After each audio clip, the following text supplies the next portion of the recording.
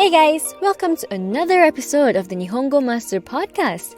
I'm your host Azra, and today we're going to be talking about a topic which is probably close to a lot of your hearts: video games. That means it's my job to give a rundown of Japanese video game culture in less than half an hour, which is kind of like trying to summarize War and Peace in a haiku.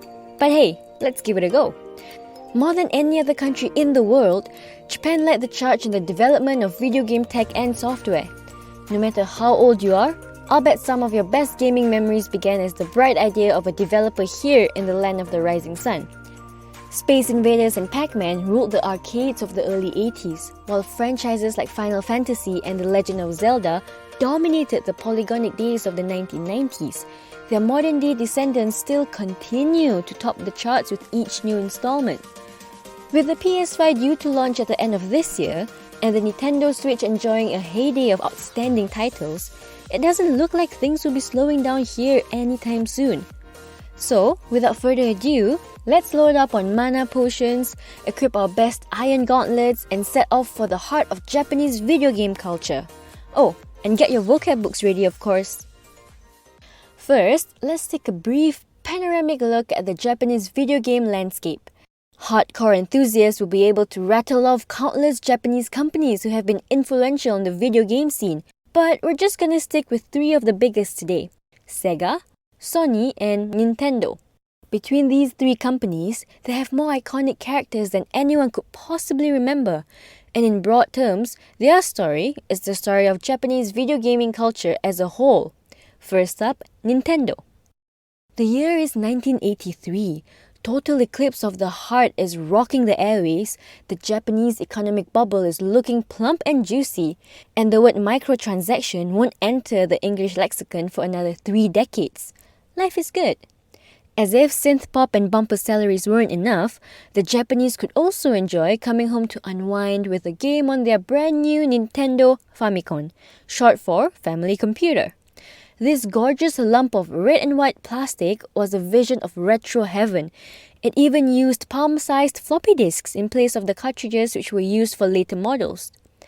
If you were a gamer in Europe or the US back in those days, you probably better know this device as the NES, or Nintendo Entertainment System, which was the updated model released around the world in 1985. Both consoles and the 1999 16-bit follow-up, the SNES, took their respective markets by storm and placed the pixelated crown right on the head of Nintendo's top in-house game developer, Shigeru Miyamoto. If you're not sure who he is, just think of any of your favorite retro game, that's katakana for retro games, of course, and there's a good chance he designed it. These early consoles were also game changers in terms of the characters and IPs that they introduced to the gaming world. The Mario Brothers, Link, Kirby, Metroid's Samus Aran, that smug dog from Duck Hunt, and the nameless little black magic dude from Final Fantasy I. All of this iconic Shujinko, meaning protagonist or main character, helped Nintendo sail into the living rooms and hearts of tens of millions around the world. As players of a certain generation are so fond of reminding us, gaming back in those days was serious business. Games like Mega Man and Contra were notoriously difficult, so if you plan on diving back into some classics like those, then you'll probably need the lingo to navigate the difficulty settings menu. There's Kantan, easy, Futsu, normal, and Muzukashi, hard. Consider that a little linguistic cheat code if you're ever tearing your hair out over a retro game you picked up at an Akihabara vintage shop. Nintendo cemented their position at the top of the video game food chain in 1989 with what was technically their second bash at producing a handheld console, the Game Boy. Unsurprisingly, this chunky little grey block was a smash hit and sold over 120 million units. Although I'll admit that the original was slightly before my time, I was still alive in time to wear my thumbs down to numbs catching Pokemon on the Game Boy Color in 1998. But the story of video gaming's first true giant wasn't without its disappointments. By 1995, Nintendo must have felt invincible because they suddenly decided they have the engineering skills to travel 30 years into the future with the Virtual Game Boy, a rudimentary VR headset which launched in 1995. And I mean really rudimentary. This thing caused more headaches than a hardcore rave in a nursing home and was discontinued just 1 year later. Never mind though, because by this point the Nintendo 64 had smashed onto the scene. With its innovative controller and bright 3D graphics, the N64 held its own against the new heavyweight on the scene, the Sony PlayStation. And so began the endless arguments about console superiority, which still dominates millions of internet forums to this day. In part, it was the company mascots who were on the front line of this legit console war. Nintendo rolled out its heavy hitters with Super Mario 64, Donkey Kong 64, The Legend of Zelda, Ocarina of Time, and more. Truly, Nintendo was the undisputed king of the adventure and platformer genres, both broadly referred to as adventure in Japanese. As you've probably already gathered, a lot of the vocab surrounding Japanese video games is drawn from English and written in katakana, which is incredibly helpful. For example, let's imagine it's Christmas Day 1996 and I've just set off into the Mushroom Kingdom with my shiny new copy of Super Mario 64. I'm gonna spend the next few sleepless nights collecting items, clearing levels, and stomping tekikyara, enemy characters. Nihongo is easy, right? But this wasn't quite enough. The PS1 still outsold the N64. By the time they released the GameCube in 2001, Nintendo had the PS2 and Xbox to contend with, and their fall from the top spot in video gamedom was pretty much complete. These struggles have never fully left Nintendo, as proven by the paltry sales of the Wii U in 2012. Despite all of that, they've retained their reputation by being just damn good fun. The Nintendo Wii's motion controls brought gaming to people who had never picked up a controller in their life, and meant you could roll out the Wii Sports to bring some digital fun and games to a family gathering. The same can't really be said for the broody shooters which rule over the other consoles. I mean, I assume so. Maybe your grandma is actually a crack shot at Halo. I don't know. Whatever the case, Nintendo is far from dead and buried. The Switch, Nintendo's half-portable, half-console hybrid from 2017, was nothing short of revolutionary. It returned to the innovative, accessible roots of the company's gaming philosophy and brought some of the best games of this generation despite being considerably less powerful than its rivals on paper. If the good times continue for Nintendo, it's probable that Link will still be smashing pots in the homes of innocent villagers long after we're all gone. Okay, so here's a quick vocab recap of the words we've covered surrounding Nintendo. Adventure, adventure. Retro. Game, Shujinko, protagonist or main character. Kantan, easy. Futsu, normal. This one is quite flexible. For example, if someone asks you what thickness of noodles you want, you could also say futsu to get the standard type. Muzukashi, difficult. Item, Reberu, level. Tekikyara, enemy character. If talking about your real-life enemies, just say Teki. We've already briefly alluded to the dramatic entry which Sony made onto the video game scene.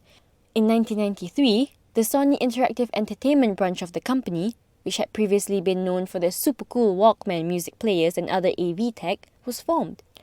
This was actually a result of a failed collaboration with Nintendo, with Sony deciding to enter the market only after a deal to produce peripherals for the SNES fell through. In December of the following year, the PlayStation barreled onto the scene to bruise the cheeks of Super Mario with a well-placed roundhouse kick to the head. Sony's revenge seemed complete. But despite the fond memories we have of the original PlayStation's outstanding games, the launch lineup was surprisingly flat. Battle Arena Toshinden, anyone? No, I don't think so. That Kakuto game, fighting game, didn't quite match the popularity of classics like Tekken and Street Fighter. Nonetheless, the groundbreaking 3D graphics and iconic square circle triangle X controller were enough to raise a massive hype, and Sony got its feet well and truly planted in the video game market almost a full 2 years before Nintendo could respond in kind. Even then, the cartridges favoured by the N64 couldn't compete with Sony's compact discs when it came to producing high-fidelity video. This meant that the PlayStation could be marketed as a console for adults, in stark contrast to the usually more cartoonish visuals of Nintendo's system. As if to remove any doubt as to Sony's target demographic, Lara Croft burst onto the scene in the 1996 action game Tomba Rider with the sort of comically giant triangular bust, which unfortunately remained a staple of female character design for years to come. Within the next few years, a solid lineup of action heroes stood alongside her as the flagship Shujinko, that's main character, remember, of Sony's console. There was Solid Snake from Hideo Kojima's stealth action classic Metal Gear Solid, zombie hunting Chris Redfield from Resident Evil, and Cloud Strife from Final Fantasy VII with his sword big enough to cut a transit van in half. All of these classics came from Japanese studios. These were the franchises which would sail Sony over into the 21st century as the new titans of gaming culture. Final Fantasy and JRPGs in general found a great home on the platform. If you're not sure what a Jrpg is, it stands for Japanese role-playing game, although here you'll just hear them called role-playing game. The general premise is that you'll work your way through a story-driven fantasy world, fighting enemies in turn-based battles to gain keikenchi, that's experience points to you and me, which you'll use to level up attributes like strength, chikara, and agility, subayasa. This genre is so popular in Japan that you'll even see new Final Fantasy releases covered on the national news. Yep, video games are a big deal here, which is one reason why Sony's next console, the PS2, managed to shift an amazing 155 million units worldwide over the 12 years following its launch in March 2000. By switching to DVDs instead of CDs, the games were meatier, the graphics more realistic, and the console more appealing to people who could use it to replace their dusty old VHS player once and for all. It all came with an updated version of Sony's signature DualShock controller and better processing capabilities than your average home PC in those days. The huge game lineup for the PS2 and its successor, the PS3, continued the trend of appealing to grown-up gamers, making it a direct like-for-like rival of the new Xbox and Xbox 360. And 2013's PlayStation 4 brought virtual reality, or virtual reality, to the lineup with the PlayStation VR headset. What's more, in the past decade or so, gaming underwent its biggest challenge yet. It grew up for real. PlayStation exclusive The Last of Us raised the bar for proper storytelling and genuine depth in games. It's always been Sony's outstanding exclusives which have tipped the balance for a lot of gamers. Japan made classics like Shadow of the Colossus and Demon's Souls, for example. The latter is famous for being incredibly muzakashi.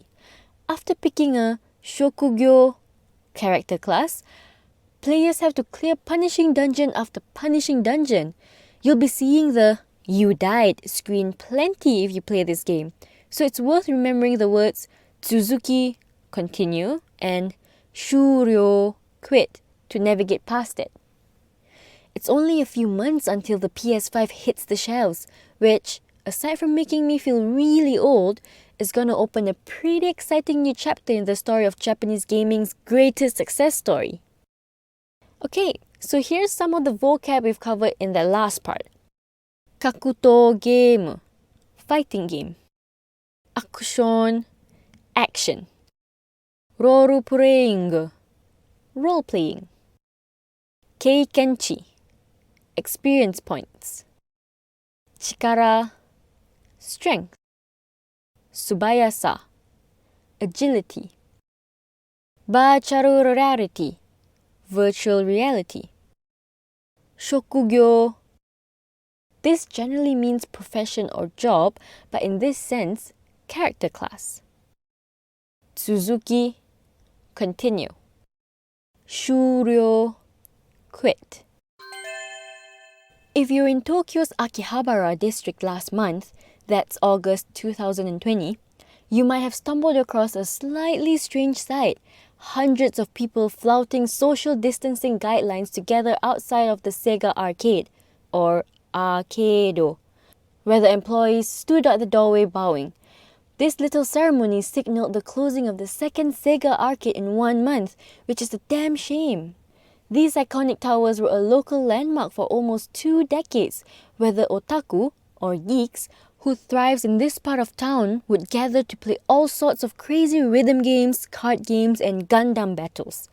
Sega has been a major name in arcades since way back in the 60s, so there are still some other outlets dotted around town, and they're well worth a visit if you fancy playing something new.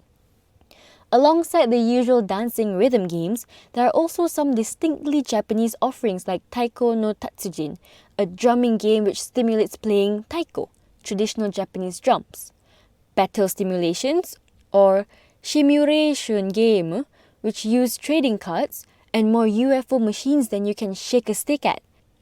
I'm even told that some of the men's toilets have urinals with built-in games which score you based on your accuracy and how long you use them.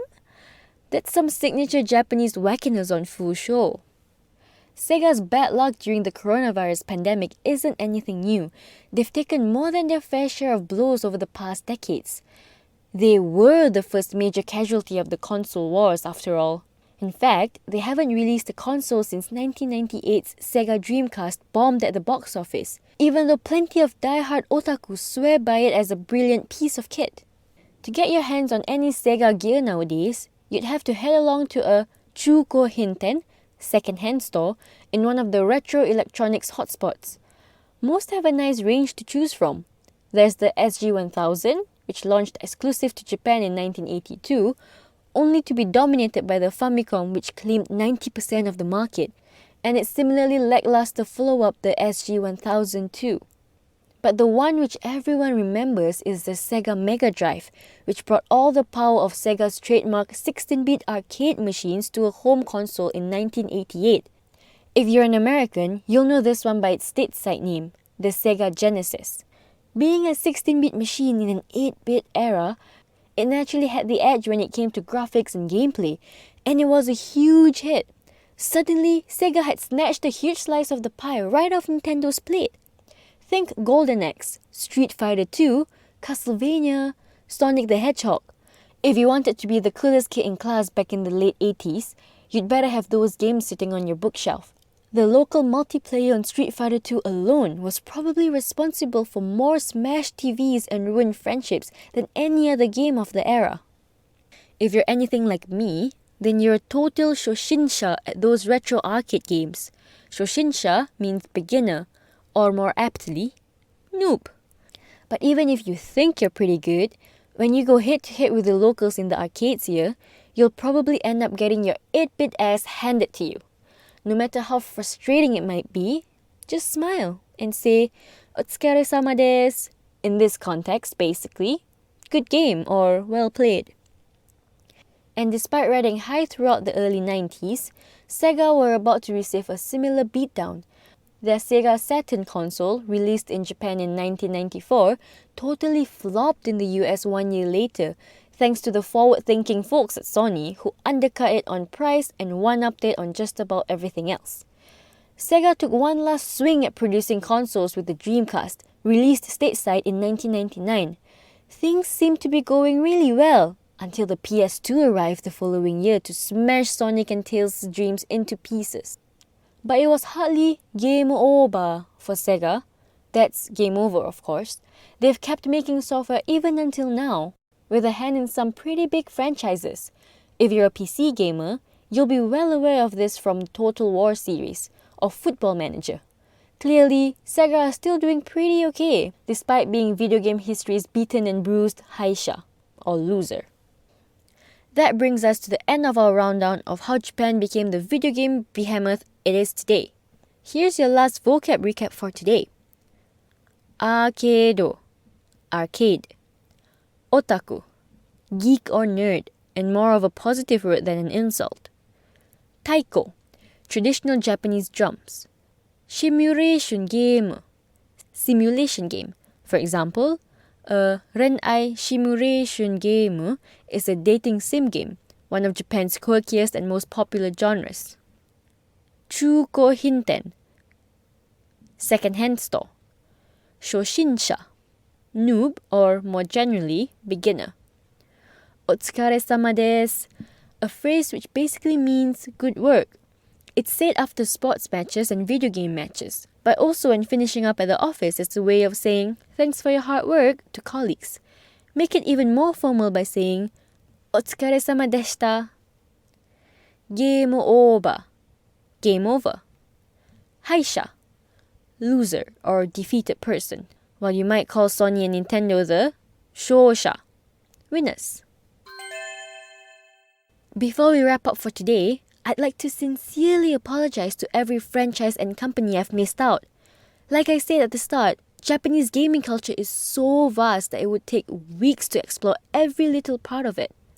But if you want to go about exploring it for yourself, I have a few final tips.